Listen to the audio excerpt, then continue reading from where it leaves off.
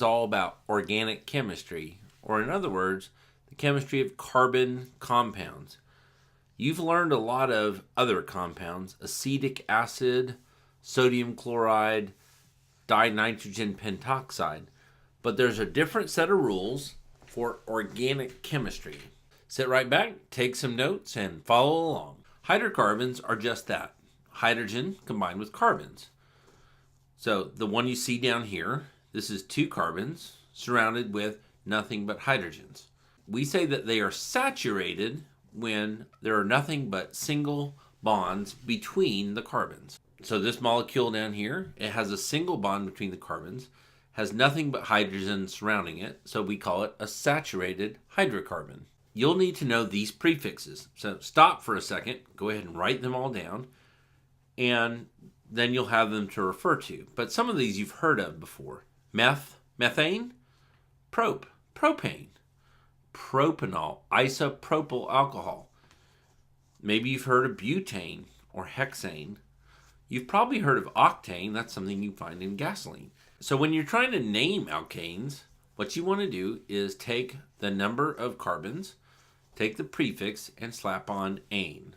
So 6 carbons, hexane. Well, what if you have a group, something with 2 carbons surrounded with nothing but hydrogens, and you want to stick it onto another chain? Well, you wouldn't call it ethane, you would call it an ethyl group. So sometimes you'll hear about a methyl group, that's 1 carbon, or a propyl group, and that's 3 carbons stuck on to a major chain as a side group. If I were to tell you methylhexane, you're like, okay, that's a methyl group stuck on hexane. But where exactly? So when we stick a side group, like a methyl group or an ethyl group, onto a chain, we have to say where it is. So when I say 3-methylhexane, it just means it's on the 3rd carbon. If you have more than one of them, then the substituents, meaning the things you stick on it, are in alphabetical order. So if you have a methyl group and an ethyl group, the ethyl group comes first because it starts with E. The methyl group comes second because it starts with M. If you have more than one methyl group, you say dimethyl, or you say triethyl. And that just tells you how many ethyl groups there are. So in this chain right here, what I want you to do is go ahead and copy it down. And when you copy it down, try to find the most number of carbons in it. When you find the most number of carbons in it, you will find that the longest chain, now this isn't just straight across. You're allowed to go across and down and up. As long as the carbons touch each other in one long continuous chain, you can calculate the longest chain of carbons, and that's exactly what we want to do. So if I count here, 1, 2, 3, 4, 5, 6, 7, 8. It looks like this is my longest chain. 1, 2, 3, 4, 5, 6, 7, 8. Once you have your longest chain, you ask yourself, what's attached to that longest chain? Well, down here, there are 3 carbons stuck to that longest chain. That is a propyl group. Up here, there's a 3-carbon group stuck to my longest chain. That is also a propyl group. And over here, that's a 2-carbon chain stuck to my longest chain, and that's a ethyl group.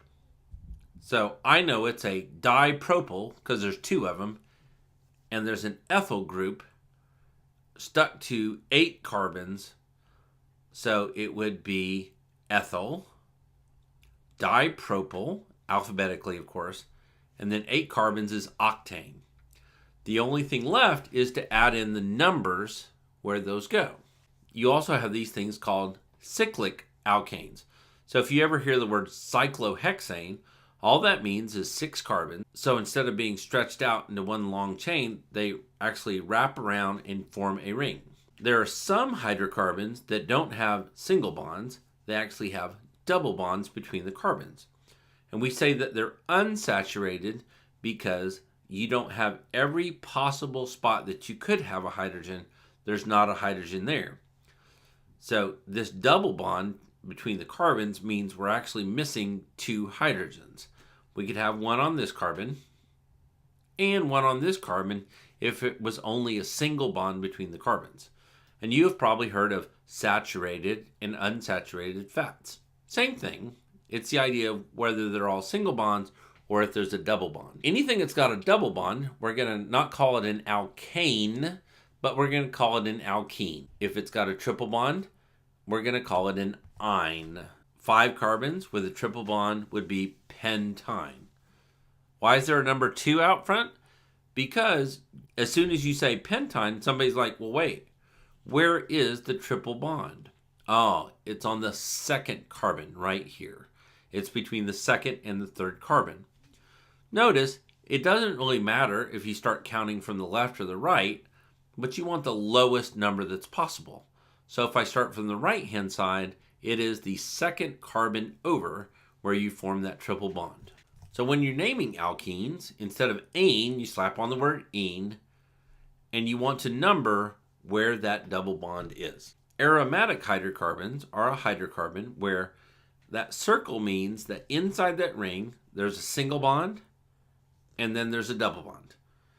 And then there's a single bond, and there's a double bond. In other words, they alternate single and double bonds.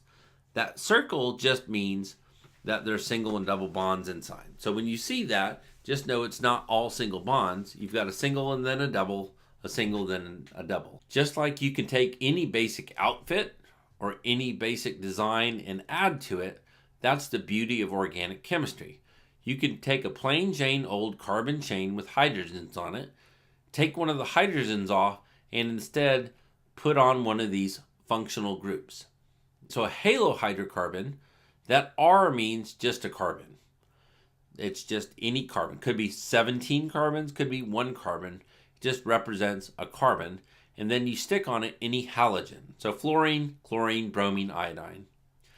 Alcohols, and you've heard of alcohols before, they are a carbon bonded to an OH group. Ethers, if you look at it, you've got R on one side and oxygen, and then another R group on the other. That O is acting like an oxygen bridge to stick together 2 carbon chains. And that's what we call an ether.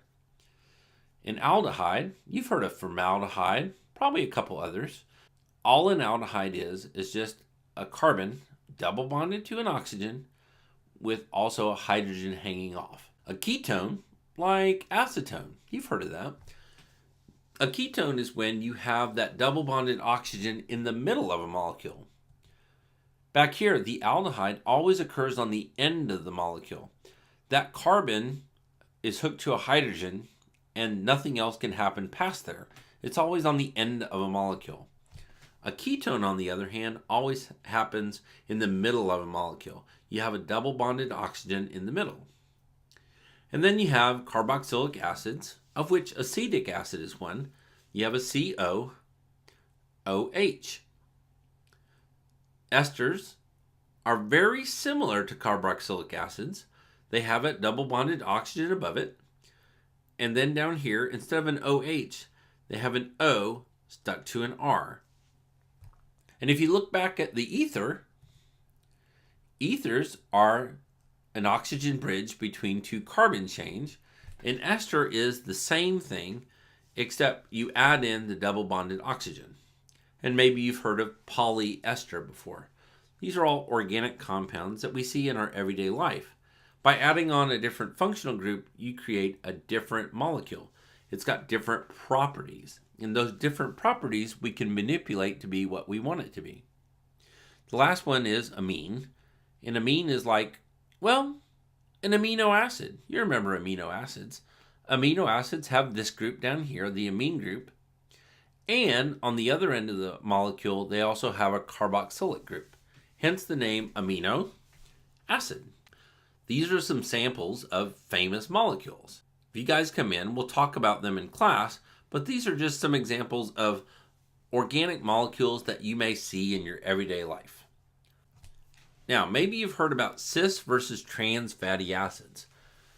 The cis and trans refers to when you have a double bond, you can either make the molecule kick off towards one direction or you can make it kick off to the other. So in the cis forms, the carbons come jumping up to down and to the right, and then there's a double bond, and then they go down and to the left. In the trans form, they go down and to the right, hit the double bond, and continue to go down and to the right.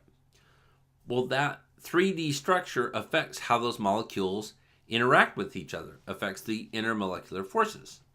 Trans fats tend to pack together a little bit better, and then they generate more intermolecular forces, and so they tend to have higher melting points, which means in the body, trans fats tend to be solids, whereas the cis forms oftentimes tend to be liquids. Just something to keep in mind when you're thinking about health.